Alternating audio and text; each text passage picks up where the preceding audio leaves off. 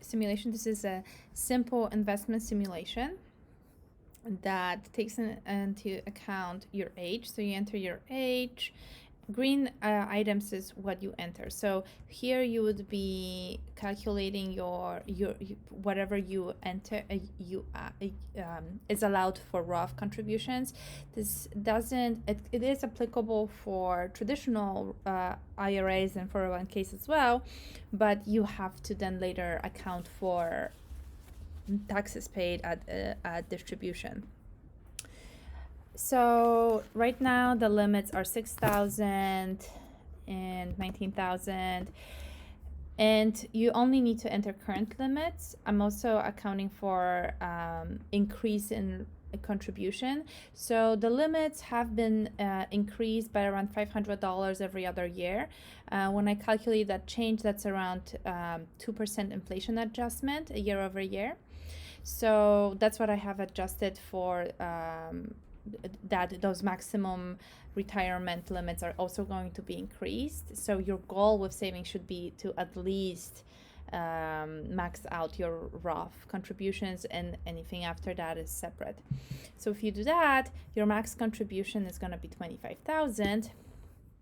Or if your spouse has adds to it, or maybe both of you have the ability to do 401k contributions. So let's just do a single person.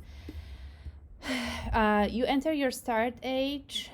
If you do say 40, then the retirement age, I did that at 33. And so then you would want to just adjust the formula for retirement age. The formula for retirement age assumes that you once you retire, switch all of your assets to preservation, which is the lower return. Would be maybe like a income portfolio, like investing in dividend paying stocks or bonds. Before then, you look at moderate return, and at the beginning you look at the aggressive return. So 10, later life return 6%. So if you want to extend or shorten your retirement age, you just want to copy this formula until whenever you're comfortable with, or whenever you would hope to retire.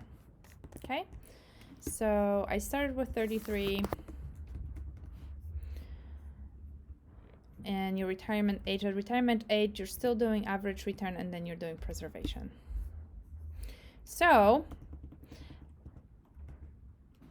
you can gauge these numbers depending on your risk appetite and what kind of assets you're planning on investing in and their return profile over time. And then you enter your retirement spending, so how much you want to you think you're gonna be spending in retirement in today's dollars terms. So I don't want you to worry about assuming how much a can of Coke is gonna be in 30 years or whatever it's gonna be. Just enter however much you wanna spend. Say 60,000, right? Like your house is gonna be paid for, hopefully your cars are gonna be paid for. So say if you're gonna spend 60,000, adjusted for inflation. At around 2%, you can also change that number, but historically inflation has been at around 2%.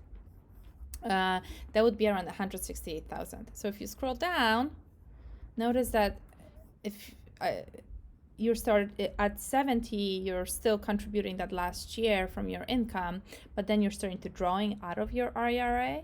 So as you're taking money out, it looks like you're not going to run out of money for a while. So what if you want to live off of 100 or like $1 million? So if you want to live off of $1 million, you're going to run out of money pretty quickly in a few years. But maybe you can scale it down to 300,000, and you're going to have money until you're 82. So now maybe you can see if you can use your spouse's account to contribute more, because for a single person, $300,000 annual spending, that's quite a bit of money. If there are two of you, you're probably spending more, but you're probably able to add more. Now there's also a way